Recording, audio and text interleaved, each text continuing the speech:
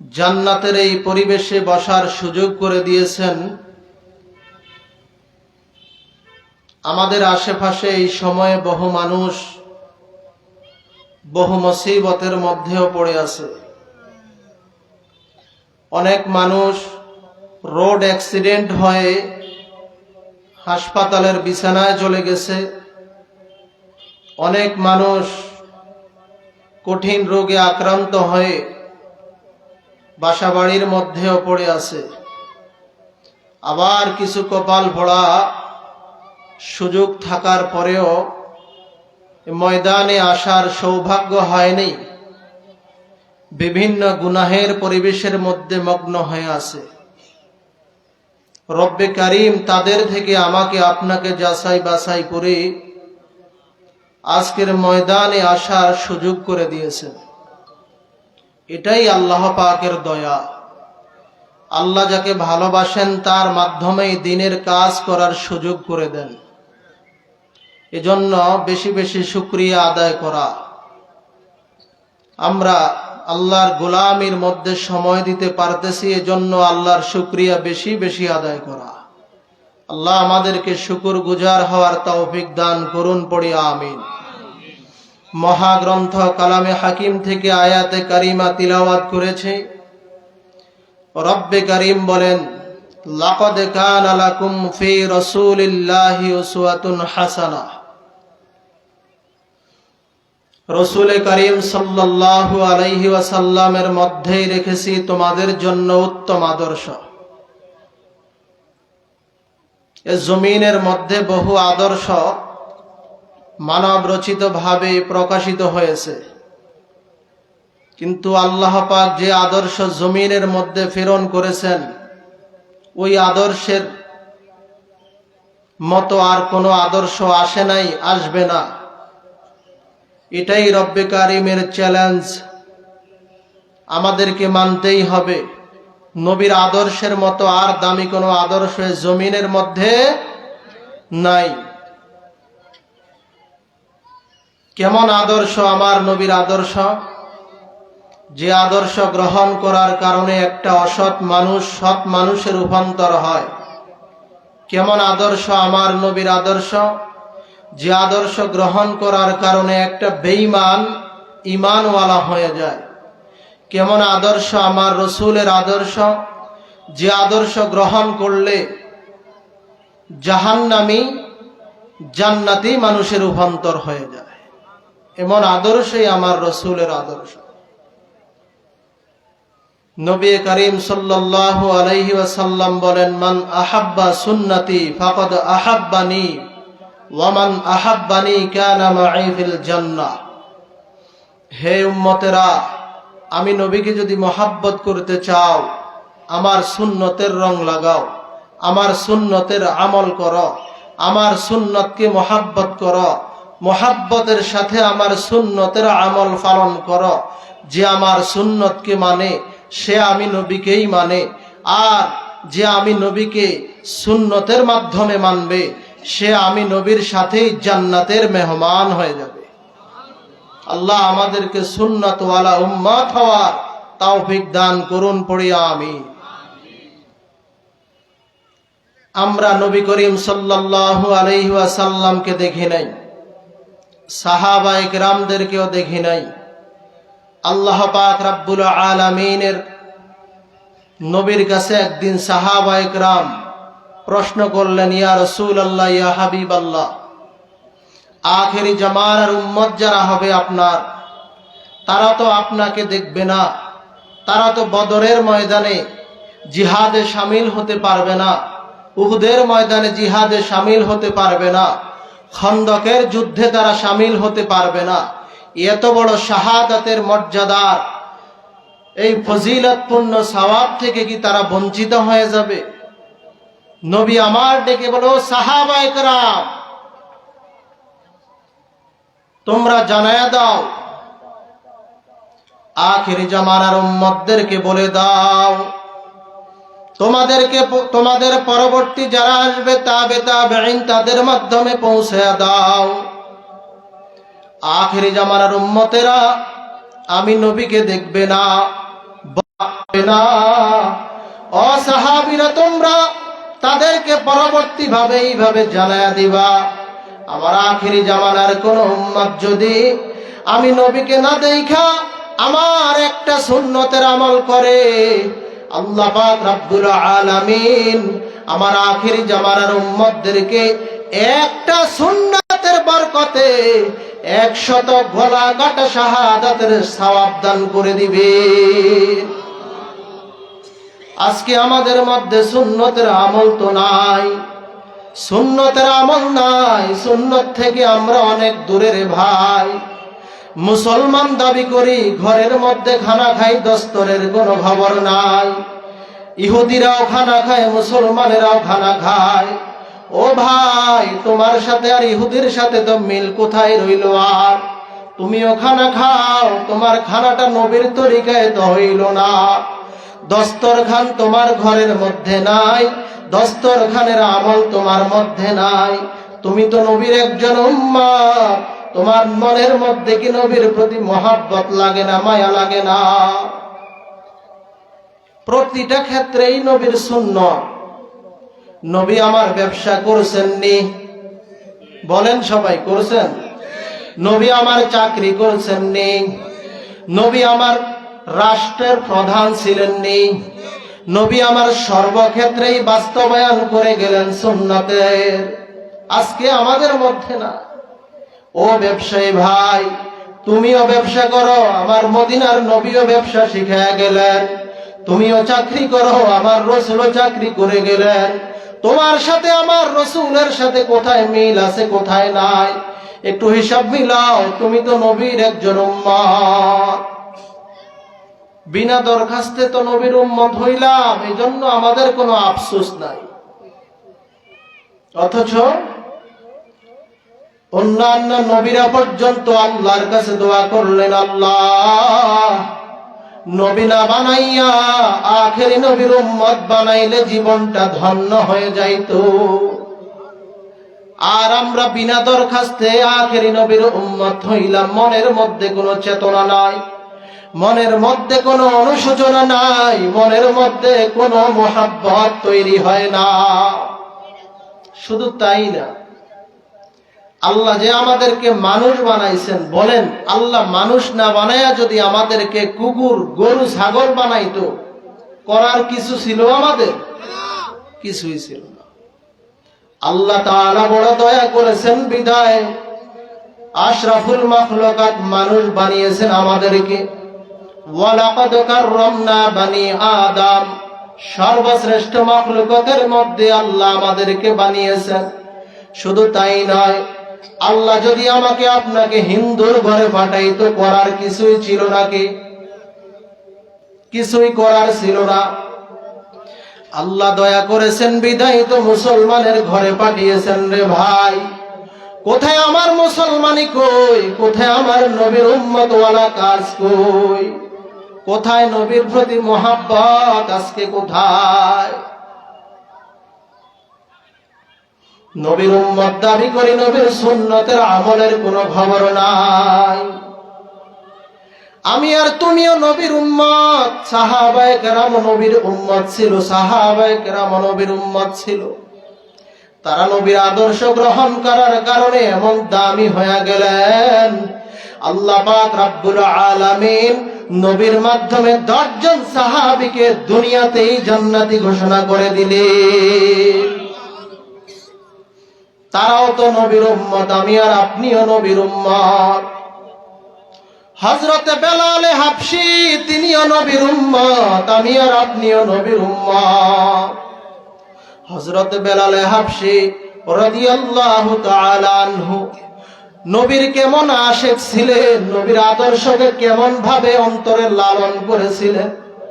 নবীর ইন্তেকালের পর হযরত বেলাল বলে, আমি আর এই মদিনায় থাকবো না, আমি আর মদিনায় থাকবো না রে, আমি আর মদিনায় থাকবো না। যেই মদিনার মধ্যে আমার নবী নাই, ওই মদিনার মধ্যে আমি বেলাল থাকবো না। নবীর ইন্তেকালের পর বেলাল তাহার বেডিং পত্র গাঁটটি গুলা মাথার মধ্যে নিয়ে নবীর রওজা মুবারকের কাছে গিয়া সালাম দিল, আসসালাতু আসসালামু আলাইকা ইয়া রাসূলুল্লাহ, আসসালাতু আসসালামু আলাইকা ইয়া হাবিবাল্লাহ। নবী গো, আপনি এই দুনিয়ার মধ্যে নবীকে সালাম দিয়ে হযরতে বেলাল মদিনার থেকে চলে যায়। হযরতে বেলাল যখন চলে যায়, অন্যান্য সাহাবীরা বেলালকে ডাক দিয়া বলে, ভাই বেলাল তুমি কই যাও? বলে যে মদিনার মধ্যে আমি আজান দিলে মদিনার যেইখানে যাব নবীর কথা স্মরণ হবে, আমি মদিনার মধ্যে থাকতে পারবো না, বিরহের বেদনা আমি সহ্য করতে পারবো না, আমি চলে যাই এই মদিনায়, আমি আর থাকবো না।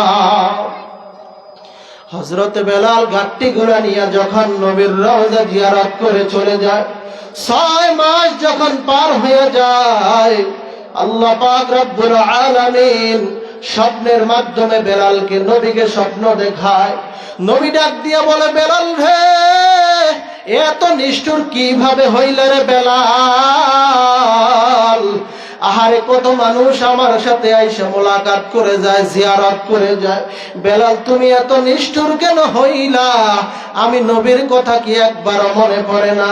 আয় রে বেলাল, আয় আমার রওজার সামনে আই, একটু সালাম দিয়া যাও রে বেলাল।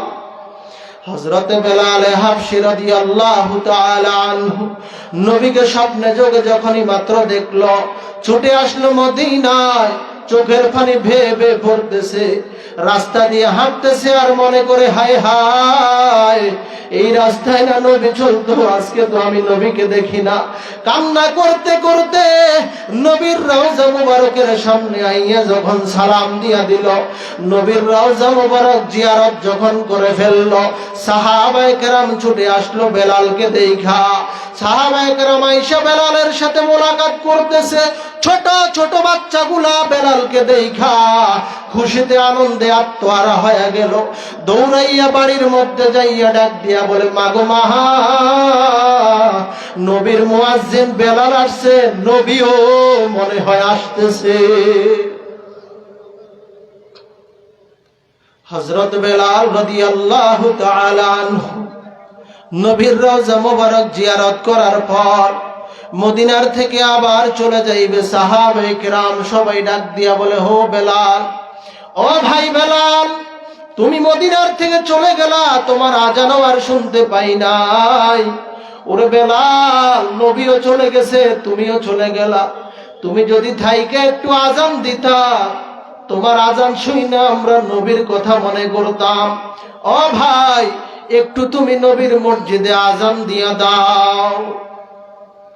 বেলাল ডাক দিয়া বলে, না, আজকে আর আমি আজান দিব না, আমি আর এই মদিনা আজান দিব না রে, আমি এই মদিনার মধ্যে আর আজান দিতে পারবো না। সাহাবায়ে কেরাম বলে, ভাই কেন তুমি আজান দিবা না? হযরত বেলাল ডাক দিয়া বলে, আমি যখন আজান দিতাম আর যখনই মাত্র আমি বলতাম আশহাদু আন্না মুহাম্মাদার রাসূলুল্লাহ, বলার সাথে সাথে আমার মদিনার নবী মসজিদে হাজির হয়ে যেত। আর আজকে যদি আমি আজান দেই, আমার নবী তো আসবে না, আমি আর আজান দিব না। সাহাবায়ে কেরাম যতই রিকোয়েস্ট করতেছে, বেলাল আজান দিবে না, রাজি হচ্ছে না। কয়েকজন চলে গেলে, যাও নবীর সেই আদরের নাতি হাসান হোসাইনকে নিয়ে আসো, তাদের কথা হয়তো বেলাল শুনতে পারে। চলে গেল হাসান হোসাইনের কাছে, জয়া ডাক দিয়া বলতেছে, ও নানার, ও মদিনার নবীর নাতি, হযরতে বেলাল নবীর মসজিদের মুয়াজ্জিন আসছে, আসো আসো, তাড়াতাড়ি আসো, একটু তাকে আজান দেওয়ার জন্য তোমরা বলবা। হাসান হোসাইন যখন চলে আসলো, বেলালের দুই পাশে আইসা জড়ায়া ধরল। নবীর চেহারাটা হাসান হোসাইনের চেহারার মধ্যে ভেসে উঠতেছে। বেলাল তাদেরকে দেখা নবীর কথা স্মরণ হয়ে গেছে। হাসান হোসাইন ডাক দিয়া বলে, বেলাল, তুমি চলে গেলে, আমার নানায় চলে যাওয়ার পরে আমরা তোমার আজান শুনি নাই, তোমার আজান তো আমরা আর শুনতে পাইলাম না রে বেলাল। ও বেলাল, তুমি একটু মসজিদে নববীর মধ্যে আজান দিয়া দাও। হাসান হোসাইন বলার পর হযরত বেলাল আর তাদেরকে বারণ করতে পারলেন না, চলে গেলেন, আযান দেওয়ার জন্য চলে গেলেন। যখনই হযরতে বেলাল আল্লাহু আকবার বলল, আল্লাহু আকবার বলার সাথে সাথে মদিনার অলিগলি থেকে সমস্ত পুরুষেরা বের হয়ে পড়ল।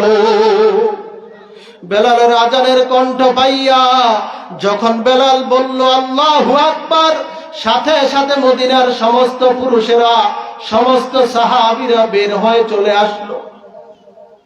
বেলাল যখন বলল আশহাদু আল্লা ইলাহা ইল্লাল্লাহ, সাথে সাথে নারীরা পর্যন্ত ঘর থেকে বের হয়ে গেল।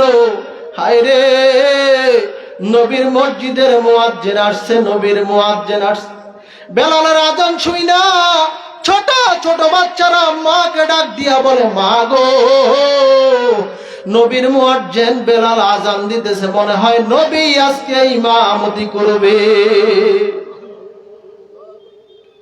বেলালকে দেখাই নবীর কথা মনে হয়ে যায়। বেলাল যখনই মাত্র আশহাদু আন্না মুহাম্মাদার রাসূলুল্লাহ এই শব্দটা উচ্চারণ করলো, এই শব্দটা উচ্চারণ করার সাথে সাথে বেলাল বেহুশ হইয়া জমিনের মধ্যে পড়িয়া গেল, নবীর মোহাব্বতে পড়ে গেল। কারণ বেলাল আগে যখন আশহাদু আন্না মুহাম্মাদার রাসূলুল্লাহ বলতো, আমার নবী মসজিদে নববীর মধ্যে উপস্থিত হয়ে যাইতো, কিন্তু আজকে বেলাল বলতেছে নবী তো আর উপস্থিত হইতেছে না। এই ছিল হযরত বেলাল, তিনিও নবীর উম্মত, আমি আর আপনিও নবীর উম্মত। তিনি নবীর সুন্নতের আদর্শ কিভাবে পালন করেছিলেন। তিনি যখন গোসলের জন্য যাইতেন, মাথার টুপিটা ওই সময় খুলতেন না, টুপিটাকে হাত দিয়া চাপ দিয়া তারপরে পুকুরের মধ্যে ডুব দিতেন। নবীর সুন্নতকে এমন ভাবে মোহাব্বত করেছিলেন হযরতে বেলাল। নবী মেরাজের মধ্যে গেলেন, সেখানে যাওয়ার পর হযরত বেলাল জান্নাতের মধ্যে হাঁটতেছে, এমন ঠক ঠক আওয়াজ পাইতেছেন। নবী ডাক দিয়ে বলে, ও জিব্রাইল, কে হাঁটতেছে? জিব্রাইল বলে, আপনার সাহাবী হযরতে বেলাল জান্নাতে হাঁটতেছে। নবী আয়েশা ডাক দিয়ে বলে, বেলাল, এমন কি আমল তুমি করলা যে আমলের কারণে জান্নাতের মধ্যে তোমার হাঁটার আওয়াজ আমি পাইলাম? বেলাল ডাক দিয়ে বলে, ইয়া রাসূলুল্লাহ, ইয়া হাবিবাল্লাহ, আমি দেখেছি আপনি ওযুর পরে 2 রাকাত নামাজ আদায় করেন, তাহিয়াতুল ওযু। আমি বেলাল নিয়মিত এই আমল করি, এই ছাড়া আমার অন্য কোনো আমল নাই। হযরত বেলাল দামি একজন মানুষ হয়ে গেলেন। বেলালের চেহারাটা ছিল একেবারেই কালো, হাবশি ছিল, আফ্রিকার জঙ্গলের বেলাল ছিল, কালো মানুষ ছিল। মানুষ যতই কালো হোক হাতের তালু সাদা হয়, হযরতে বেলাল এমন কালো ছিল, হাতের তালু পর্যন্ত কালো ছিল। নবী বলেন, হযরতে বেলালের উপরের অংশটা যদিও কালো, কিন্তু বেলালের ভিতরে ইমানের নূরের আলো পরিপূর্ণ ছিল। ভাইরা আমার, হযরত বেলাল নবীর উম্মত, তুমি আর আমিও নবীর উম্মত। আল্লাহ আমাদেরকে বেলালের মতো আশিক রাসূল হওয়ার তৌফিক দান করুন। নাই তো আমাদের মধ্যে সুন্নতের মোহাব্বত নাই, সুন্নতের মোহাব্বত নাই, আমল নাই।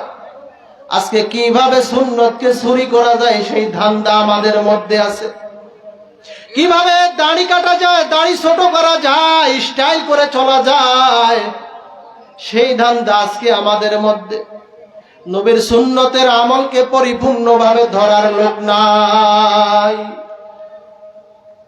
আল্লাহ আমাদেরকে হেফাজত করুন, পড়িয়া আমিন। সহিহ বুঝ দান করুন, পড়িয়া আমিন। আমার ভাইরা, আমার বন্ধুরা, দিলের কান দিয়া কথাগুলো শুনে নেন। নবীর আদর্শের মতো দামি আর কোন আদর্শে জমিনের মধ্যে নাই। নবীর আদর্শকে যে ব্যক্তি নিজের জীবনের মধ্যে ঢুকাইবে ওই ব্যক্তি দুনিয়াতেও দামি হবে, আখিরাতের মধ্যেও দামি হয়ে যাবে। আজকে নবীর উম্মত হইলাম, নবীর সুন্নত ভালো, দুরূদের আমল বড় ফজিলতপূর্ণ আমল। বিনা দরখাস্তে নবীর উম্মত হইলাম তো যদি মুহাব্বতের সাথে নবীর উপর দুরূদের আমল করে, আল্লাহ তাআলা ওই ব্যক্তির ব্যবসার মধ্যে বরকত বাড়ায়া দিবেন। ওই ব্যক্তি যদি চাকরিজীবী হয় চাকরিতে বরকত বাড়ায়া দিবেন। ওই ব্যক্তি যদি ছাত্র হয় তার লেখাপড়ার মধ্যে বরকত বাড়ায়া দিবেন। নবীর দুরূদের আমলের বরকত অনেক বড় বরকত। আমরা বুঝি না, আমল করি না। মুসিবতে পড়ে আছি, নবীর উপর দুরূদ পাঠ করি। সন্তানটা অসুস্থ, ভালো হয় না, নবীর উপর দুরূদ পাঠ করি। মাজারে মানত করি, একটা গরু দিব অমুক মাজারে, নিয়ত করেন নবীর উপর 1 লক্ষ দুরূদ পড়বো, আল্লাহ আমার সন্তানকে সুস্থ বানায়া দাও, এই নিয়ত করেন। আল্লাহ আমাদেরকে তৌফিক দান করুন, পড়ি আমিন। নবী আর আসবেন না, নবী আর আসবেন না, নবী আর আসবেন না। আমরা নবীর উম্মত, আমাদেরকেই নবীওয়ালা কাজগুলা করতে হবে। নবীর রেখে যাওয়া সুন্নতের আমল আমাদেরকেই পালন করতে হবে। না বিধর্মীরা করবে, হিন্দুরা করবে সুন্নতের আমল? আমাদেরকেই করতে হবে। নবীর সুন্নতের আমলটা যত বেশি করবেন আল্লাহর মহাব্বত তত পাবেন। কুল ইন কুনতুম তুহিব্বুনাল্লাহ ফাত্তাবিউনি ইউহিব্বুকুমুল্লাহ। আল্লাহ বলেন, নবী আপনি জানায়া দেন, কেউ যদি আমি আল্লাহকে ভালোবাসতে চায় তারা যেন আপনি নবীকেই ভালোবাসে। নবীকে ভালোবাসবো কিভাবে? নবী বলেন, মান আহাব্বা সুন্নতি ফাকাদ আহাব্বানি ওয়া মান আহাব্বানি কানা মাই ফিল জান্নাহ। যে আমার সুন্নতকে মোহাব্বত করে সে আমি নবীকেই মোহাব্বত করে, সে আমি নবীর সাথেই জান্নাতের মেহমান হয়ে যাবে। সুন্নতের আমল করতে হবে। নবীর আদরের কন্যা হযরতে ফাতেমা রাদিয়াল্লাহু তাআলা আনহা ডাক দিয়া বলে, ইয়া রাসূলুল্লাহ, ইয়া হাবিবাল্লাহ, ও বাবা, এমন কোন সহজ আমল আসেনি যে আমলটা করলে আপনার সাথে জান্নাতে থাকতে পারবো? নবী আমার ডাক দিয়া বলে, ফাতেমা, দুনিয়ার মহিলারা জান্নাতে যাওয়া অনেকটাই সহজ। ও ফাতেমা, তুমি জানায়া দাও, দুনিয়ার মধ্যে যেই নারীরা 4টা কাজ করবে তারা তুমি ফাতেমার সাথী হইয়া আমি নবীর সাথে জান্নাতে থাকবে। কয়টা কাজ? নারীরা, এলাকায় মা বোন আছে না, দিল থেকে শুনেন। হযরত ফাতেমা ডাক দিয়া বলতেছে, বাবা, আপনার সাথে জান্নাতে থাকবো এমন সহজ আমল বলে দেন। নবী বলেন, 4 কাজ করবে যেই নারীরা, ওই নারীরা তুমি ফাতেমার সাথী হয়ে আমি নবীর সাথে জান্নাতে থাকবে, তাদেরকে জানায়া দাও। কয় কাজ? এলাকার মা বোনরা দিলের কান দিয়া শুনেন। 4 কাজ করবেন তো ফাতেমার সাথী হয়ে নবীর সাথে জান্নাতে থাকতে পারবেন। 1 নাম্বার, যেই মহিলারা 5 ওয়াক্ত নামাজ সময় মতো আদায় করবে। 2 নাম্বার, যেই মহিলারা রমজান মাসের রোজাগুলা পালন করবে। 3 নাম্বার, যেই মহিলারা স্বামীর মালের হেফাজত করবে। 4 নাম্বার, যেই মহিলারা সন্তানগুলারে দ্বীনের শিক্ষায় শিক্ষিত করবে। এই 4টা কাজ একবারে সহজ। আল্লাহ আমাদের মা বোনদেরকে 4 কাজ করার তৌফিক দান করুন, পড়ি আমিন। স্বামীর মালের হেফাজত, এটা যদি বিশ্লেষণ করা হয় তাহলে মহিলারা কখনোই গুনাহ করবে না, কোনো গুনাহ না, এর দ্বারাই পরিপূর্ণ বাইন্ডিং চলে আসছে। আল্লাহ আমাদের মা বোনদেরকে 4 গুণে গুণান্বিত হওয়ার তৌফিক দান করুন, পড়ি আমিন। আপনারা যারা বিভিন্ন দিক থেকে আসছেন, মা বোনদেরকে বাসায় গিয়ে বলবেন যে নবীর সাথে যদি জান্নাতে থাকতে চাও, ফাতেমার সাথী হয়ে 4টা কাজ করে যাও। মনে থাকবে তো ইনশাআল্লাহ? 1 নাম্বার 5 ওয়াক্ত নামাজ সময় মতো আদায় করা। 2 নাম্বার রমজান মাসের রোজাগুলা পালন করা। 3 নাম্বার স্বামীর মালের হেফাজত করা। 4 নাম্বার সন্তানগুলারে দ্বীনের শিক্ষায় শিক্ষিত করা। এটা অনেক বড় দৌলত, সন্তানকে দ্বীনের শিক্ষায় শিক্ষিত করা। আজকে শহরে দেখা যায় ভোরবেলা ফজরের নামাজ পড়ে যখন হাঁটতে বের হওয়া যায়, এই সময় বাচ্চাগুলা নিয়ে মহিলারা রাস্তায় দৌড়াদৌড়ি করতেছে কিন্ডারগার্টেনে দেওয়ার জন্য। এরাও মুসলমান। আরে চাঁদপুরে দেখা যায় খ্রিস্টান স্কুল আছে, মুসলমানের বাচ্চারা সেখানে পড়ে। লেখা আছে স্পষ্ট, খ্রিস্টান মিশন স্কুল। এর দ্বারা কি বুঝাইতে চাও? মুসলমানদের মধ্যে শিক্ষা দীক্ষা নাই। আল্লাহ হেফাজত করুন, পড়িয়া আমি। ভাইরা আমার, দ্বীনের শিক্ষা সন্তানকে দিব তো ইনশাআল্লাহ। নবীর আদর্শের অন্যতম একটা আদর্শ সন্তানকে দ্বীনদার বানানো। এটা আমার জন্য ফরজ। দ্বীনের শিক্ষা সন্তানকে দিলে কি লাভ হয়? দিলের কান দিয়া শুনেন। পয়গম্বর হযরতে মূসা আলাইহিস সালাম রাস্তা দিয়ে হাইটা হাইটা যাচ্ছেন। কিছু দূর যাওয়ার পর তাকাইয়া দেখে রাস্তার পাশে গোরস্থানে কবরের মধ্যে আযাব আর আযাব চলতেছে, আযাব আর আযাব। ধাউ ধাউ করে জাহান্নামের আযাব চলতেছে, আগুন জ্বলতেছে। পয়গম্বর মূসা আলাইহিস সালাম ওই কবরের পাশে দাঁড়াইয়া দোয়া করলো, কিন্তু কবরের আযাব বন্ধ হয় নাই। পয়গম্বর হযরতে মূসা আলাইহিস সালাম সেখান থেকে চলে গেলেন। আবার কিছুদিন পর ওই পথ দিয়া মূসা নবী হাইটা হাইটা আসতেছেন।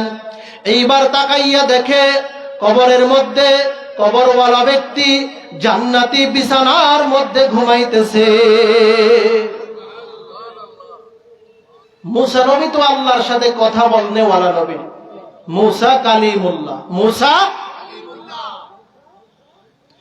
পয়গম্বর মূসা আলাইহিস সালাম আল্লাহ তাআলাকে ডেকে বলে, ও আল্লাহ, কিছুই তো বুঝলাম না। কিছুদিন পূর্বে এই রাস্তায় যাওয়ার সময় দেখি কবরে আযাব চলতেছে। আমি নবী হইয়াও দোয়া করলাম, কিন্তু কবরের মধ্যে আযাব বন্ধ হয় নাই। আর আজকে যাওয়ার সময় তাকায় দেখি কবরওয়ালা ব্যক্তি জান্নাতি বিছানার মধ্যে ঘুমায়। কিছুই তো বুঝলাম না। ও আল্লাহ, একটু আমাকে ঘটনা কি হলো বলে দেন। আল্লাহ রাব্বুল আলামিন ডেকে বলেন, হে মূসা, তুমি যা দেখলা সবই সঠিক দেখলা। ও মূসা, তুমি তো জানো আমি আল্লাহ রহমান, তুমি তো জানো আমি আল্লাহ রহিম, তুমি তো জানো আমার মতন দয়াময় আর কেউ নাই। এই লোকটা গুনাহের কারণে আযাব চলতেছিল, কিন্তু দুনিয়ার থেকে আসার সময় একটা সন্তান রেখে আসছে। ওই সন্তানটা যখন বুঝের হয়ে যায়, সন্তানের মা তাকে মাদ্রাসার মধ্যে দ্বীন শিক্ষার জন্য ভর্তি করে দেয়। এই সন্তানটার মা যখন তারে মাদ্রাসায় দিয়া দেয়, সন্তানটা মাদ্রাসার মধ্যে যাওয়ার পর প্রথমেই পড়তে আরম্ভ করলো বিসমিল্লাহির রহমানির রহিম। সবাই পড়েন একসাথে, বিসমিল্লাহির রহমানির রহিম। আবার পড়েন, বিসমিল্লাহির রহমানির রহিম। যেই সন্তানটা বলে আমি আল্লাহ দয়াময়, যেই সন্তানটা আমাকে দয়াময় বলে স্বীকার করতেছে, ও মূসা বলো আমি আল্লাহ কিভাবে ওই সন্তানটার বাবার কবরে আযাব দেই। সন্তানের দিন শিখার বদৌলতে, সন্তানের কোরআন শিখার বদৌলতে, দিন শিখার বদৌলতে আমি আল্লাহ এই সন্তানের বাবার কবরে আযাব মাফ করে দিলাম। সন্তানকে দিন শিখাইব তো আমরা, বলেন ইনশাআল্লাহ। আর জোরে বলেন ইনশাআল্লাহ। ওরে ভাই, দিন না শিখাইয়া উপায় নাই, উপায় নাই, উপায় নাই। কিছুদিন পূর্বে খবর পাইলাম ঢাকা বিশ্ববিদ্যালয়ের ভাইস চ্যান্সেলর তার মাকে বৃদ্ধাশ্রমের মধ্যে রেখে আসলো। আহারে, সন্তানকে দিন শিখায় না, এই জন্যই তো এই অবস্থা। সন্তানকে যদি দিন শিখাইতো কখনোই এমন কপাল পড়া হতো না। আল্লাহ আমাদেরকে দ্বীনের উপরে চলে সন্তানকে চলাইবার তৌফিক দান করুন, পড়ি আমিন। এই মাদ্রাসা আল্লাহ কবুল করুন, আরো জোরে বলেন ভাইরা আমার। নবীর আদর্শের মধ্যে দ্বীনের শিক্ষাটা অন্যতম একটা শিক্ষা। আজকে দেশের মধ্যে বহু ঘটনা আমরা শুনতে পাই। সন্তান মাকে হত্যা করে, বাবাকে হত্যা করে, দ্বীন শিক্ষার অভাব। দ্বীনের শিক্ষা না থাকার কারণে মানুষ হিংস্র পশুর চাইতেও খারাপ হয়ে যায়, খারাপ হয়ে যায় মানুষ। আল্লাহ আমাদেরকে দ্বীনের উপরে থাকার তৌফিক দান করুন। দুনিয়াতে আল্লাহর যত নিয়ামত পেলাম, এর মধ্যে এক নাম্বার নিয়ামত হলো ঈমান। এক নাম্বার নিয়ামত কি? বলেন কি? আবার বলেন কি? ঈমান। মহা দৌলত। দুনিয়ায় আল্লাহর যত নিয়ামত পেলাম, এক নাম্বার নিয়ামত হলো ঈমান। আর যেই ব্যক্তি যাররা পরিমাণে ঈমান নিয়ে কবরে যাবে, তাকে আল্লাহ তাআলা এই দুনিয়ার সমান 10 দুনিয়া বড় একটা জান্নাত দান করবেন। ঈমানের বড় দাম। আল্লাহ আমাদের ঈমান হেফাজত করে চলার তৌফিক দান করুন। আজকে রাস্তাঘাটে চলতে গেলে ঈমান হেফাজত করার সুযোগ আছে। যে পরিমাণে বেপরদা, যে পরিমাণে গুনাহ, আর এই যে মোবাইল, বর্তমান দুনিয়ার সবচাইতে বড় গুনাহের পরিবেশ তৈরি করেছে মোবাইল। মোবাইলে এখন আর ভালো কিছুই নাই। দুই একটা ওয়াজ চলতেছে, হঠাৎ একটা মহিলার অ্যাড বেড়ায় চলে আসছে। ঈমান হেফাজত হচ্ছে এভাবে? হয় নাই। ধ্বংস করে দিতেছে আমাদেরকে। হয়তো অনেকে বলেন যে মোবাইলে কি দেখি, ওয়াজ দেখি, কোরআন তেলাওয়াত দেখি, গজল দেখি। এখন আর ওই সুযোগও নাই। বিধর্মীরা এমন অবস্থা করেছে, বেঈমানেরা, ইসলামের দুশমনেরা এমন অবস্থা করেছে, হক্কানি একজন ব্যক্তির তেলাওয়াত চলে। ধরেন কথার কথা, আমাদের বাংলাদেশের হাফেজ কারি আব্দুল হক সাহেব হুজুরের তেলাওয়াত চলতেছে, হঠাৎ এর মধ্যেই একটা নারীর অ্যাডভাইস ঢুকাইয়া দিছে, নেক্সট সুরতে গুনাহ ঢুকাইয়া দিছে। বাঁচার সুযোগ নাই, গুনাহ থেকে বাঁচতে দেয় না। আল্লাহ হেফাজত করুন, পড়ি আমিন। আর মোবাইলের মাধ্যমে তো আমরা সব ধ্বংস করে দিচ্ছি, আমাদের সব ধ্বংস করে দিচ্ছি। আল্লাহ আমাদেরকে হেফাজত করুন, পড়ি আমিন। সন্তানদের প্রতি খেয়াল রাখবেন, সন্তানকে দ্বীন শিখাবেন, নবীর আদর্শওয়ালা বানাবেন, নিজেও নবীর আদর্শ মতো চলবেন, নিজের বিবিকেও নবীর আদর্শ শিখাবেন। আল্লাহ তৌফিক দান করুন, পড়ি আমিন। আমার ভাইরা, আমার বন্ধুরা, এ বিশাল দ্বীনি আদারা, এ বিশাল দ্বীনি আদারা, এটা রক্ষা করা আপনাদের দায়িত্ব। এটা আপনাদের কাছে আমানত, আল্লাহর অনেক বড় নিয়ামত এই মাদ্রাসা। কি বলেন, ঠিক না বেঠিক? বলেন না, ঠিক না বেঠিক? কোরআনের এই মাদ্রাসা, কোরআনুল কারিমের তেলাওয়াত চলছে তো চলছে। আল্লাহ তাআলার রহমত বর্ষণ হতেই আছে, হতেই আছে। জমিন তো কবেই ধ্বংস হয়ে যেত, আল্লাহ ধ্বংস করে দেন না শুধু কোরআনুল কারিমের কারণে। তো জমিনে এখনো আল্লাহর কোরআনুল কারিমের তেলাওয়াত চলতেছে, জমিনে এখনো কোরআনুল কারিমের আমল চলতেছে। না হয় করোনা ভাইরাসে গোটা দুনিয়াতে কি পরিমাণ ক্ষয়ক্ষতি হয়েছে তার শতভাগের 1 ভাগও বাংলাদেশে হয় নাই। বলেন না আলহামদুলিল্লাহ। গোটা দুনিয়ার মধ্যে এত মাদ্রাসা নাই, বাংলাদেশের মধ্যে যত মাদ্রাসা আছে।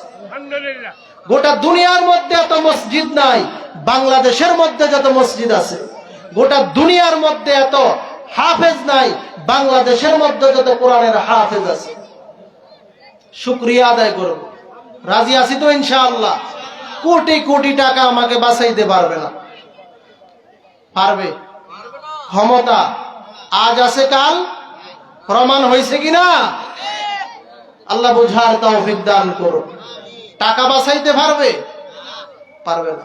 করোনা ভাইরাসে যমুনা গ্রুপের চেয়ারম্যান, ওই লোক মারাত্মক অবস্থা, অসুস্থ, বিদেশ হাসপাতালে নিয়ে গেল। আন্তর্জাতিক ডাক্তার দেখতেছে, ডাক দিয়া বলে, স্যার আপনার অবস্থা ভালো না, আমরা আর আপনাকে বাঁচাতে পারবো না। যমুনা গ্রুপের চেয়ারম্যান ডাক দিয়া বলে, ডাক্তার আমার যত সম্পদ আছে সমস্ত সম্পদের অর্ধেক আপনাকে দিয়ে দিব, তারপরেও আমাকে কিছুদিন জমিনের মধ্যে থাকার সুযোগ করে দেন। ডাক্তার ডাক দিয়া বলতেছে, যমুনা গ্রুপের চেয়ারম্যান, আজকে যদি আপনার গোটা সম্পদ নয় গোটা দুনিয়াটাও আমার নামে লিখে দেন, তারপরেও আমি আপনাকে বাঁচাইতে পারবো না। টাকা হলেই কি বাঁচা সম্ভব? হায়াত বাড়ানো সম্ভব না। নবীর উপর দুরূদ বেশি পড়বেন তো হায়াত আল্লাহ বাড়াইয়া দিবেন। আল্লাহ তৌফিক দান করুন। নবীর উপর দুরূদ যত বেশি পড়বেন রিজিক আল্লাহ বাড়াইয়া দিবেন। নবীর উপর দুরূদ যত পড়বেন সম্মান আল্লাহ বাড়াইয়া দিবেন। নবীর উপর দুরূদ যত বেশি পড়বেন আল্লাহ পাক চেহারার মধ্যে নূর দান করবেন। নবীর উপর দুরূদ যত পড়বেন আল্লাহ ইবাদতের শক্তি দান করবেন। আল্লাহ আমাদেরকে এই আমলটা করার তৌফিক দান করুন। নবীর দুরূদ পড়া, আল্লাহ তাআলা অন্যান্য আমলের সাথে বান্দার সাথে একত্রিত হন না, কিন্তু দুরূদের আমলটা এমন একটা আমল, ইন্নাল্লাহা ওয়া মালাইকাতাহু ইউসাল্লুনা আলান নবী। আল্লাহ বলেন, নিশ্চয় আমি এবং আমার ফেরেশতারা আল্লাহর হাবিব, আল্লাহ বলেন আমার হাবিবের উপরে দুরূদ পড়ি। বান্দা বান্দি যখন পড়ে আল্লাহ এবং ফেরেশতারাও শামিল হয়ে যায়। পড়েন না সুবহানাল্লাহ? নবীর দুরূদ পড়বো তো আমরা? বলেন ইনশাআল্লাহ। যে ব্যক্তি নবীর উপর দুরূদের আমলটা জারি রাখবে, নবী বলেছেন সে স্বপ্ন যোগে আমি নবীকে দেখতে পাবে। যে ব্যক্তি দুরূদের আমল বেশি করবে, নবী বলেন আমি নবীর উপর তার জন্য সুপারিশ ওয়াজিব হয়ে যায়। দুরূদের আমলটা বড় দামি একটা দৌলত। আল্লাহ তৌফিক দান করুন। পড়ি আগে আরেকটা আমলের কথা বলি। হযরত ইমাম আহমদ ইবনে হাম্বল রাহমাতুল্লাহি আলাইহি স্বপ্ন যোগে আল্লাহকে একবার জিজ্ঞাসা করেছেন, আল্লাহ আমরা তো আপনার ইবাদত করি, নামাজ, রোজা, হজ, যাকাত, আল্লাহ আপনি সবচেয়ে বেশি মজা পান, সবচেয়ে আপনার কাছে বেশি ভালো লাগে কোন ইবাদত? আল্লাহ তাআলা বলেন আমার কাছে সবচেয়ে বেশি ভালো লাগে বান্দা বান্দি যখন আমার কুরআনুল কারীম তিলাওয়াত করে। আল্লাহর যত ইবাদত করা হয় সবচেয়ে বেশি আল্লাহর মজা লাগে কুরআন তেলাওয়াত করলে। কি করলে? বলেন কি করলে? অধিকাংশই কোরআন পড়তে পারেন না, কি লাভ হবে? নামাজ পড়েন, নামাজ হচ্ছে কিনা? নামাজ ভঙ্গের কারণের প্রথমটাই হলো নামাজের তিলাওয়াত অশুদ্ধ হওয়া। আজকে আমাদের কয়জনের তিলাওয়াত সহি? আল্লাহ আমাদেরকে তিলাওয়াত সহি করার তৌফিক দান করুন। মাদ্রাসায় আসবেন, সম্পর্ক রাখবেন ওস্তাদদের সাথে, ছাত্রদের সাথে। হাসরের ময়দানে একটা ছাত্র আপনার সামনে হয়তো পড়ে যাইতে পারে, আপনি নেকির জন্য জান্নাতে যাওয়ার সম্ভাবনা হচ্ছে না, জাহান্নামের আসামি হয়ে গেছে। ওই ছাত্রকে হয়তো আপনি দেখবেন, আর আপনি দুনিয়াতে হয়তো ওই ছাত্রকে একদিন একটু নাস্তা করাইছেন, অথবা শীতকালে একটা পোশাক দিয়ে গেছেন। হাসরের ময়দানে আল্লাহর কাছে আপনার জন্য এটাই হতে পারে নাজাতের উসিলা। বলতে পারবেন, আল্লাহ আমল তো নিয়ে আসতে পারি না, আজকে ঠেকে গেছি আল্লাহ। ওই যে আপনার কোরআনের ছাত্র, তার একটু খেদমত করেছিলাম আল্লাহ, আপনি যদি আপনার কোরআনের উসিলা আমাকে একটু মাফ করেন, আল্লাহর দয়া হবে, আপনাকে মাফ করে দিবেন। আল্লাহ চান না বান্দা বান্দি জাহান্নামে যাক, উসিলার মাধ্যমে আল্লাহ মাফ করবেন। আমরা যে ইবাদত করি, এই ইবাদত দিয়ে আল্লাহর জান্নাতের আশা করতে পারি না। একটাই আশা, আল্লাহর রহমত। আল্লাহর কি? আল্লাহর রহমতের আশা করি। আল্লাহ তৌফিক দান করুন, পড়িয়া আমিন। আল্লাহর রহমত আসবে নবীর সুন্নতের আমল যত করব, আল্লাহর দয়া তত আসবে সুন্নতের আমলের মাধ্যমে। ধরেন উদাহরণ, আপনার সন্তানকে আপনার ভাই যদি মোহাব্বত করে একটা আইসক্রিম দেয়, একটা শীতের পোশাক দেয়, ফল ফ্রুট দেয়, আপনার ভাই অথবা আপনার কোনো আত্মীয় স্বজন আপনার সন্তানকে দেয়, কলিজার সন্তান, আপনার ভাইয়ের প্রতি আপনার মায়া বাড়বে না কমবে? বলেন, বাড়বে না কমবে? উদাহরণটা বুঝার জন্য দেওয়া হলো। আল্লাহ রাব্বুল আলামিন তার হাবিব আমাদের নবী মুহাম্মদ সাল্লাল্লাহু আলাইহি ওয়াসাল্লাম, নবীর সুন্নতের আমলটা যদি আমরা করি আর নবীর উপর দুরূদ যদি বেশি বেশি পড়ি, আল্লাহ তো বলেছেন আমার ভালোবাসা পেতে হলে আমার হাবিবকে ভালোবাসো। তাহলে আমরা যদি সুন্নতের আমলটা করি, আল্লাহ আমাদেরকে ভালোবাসবেন কি বাসবেন না? বাসবেন। আল্লাহ আমাদেরকে তৌফিক দান করুন, পড়িয়া আমিন।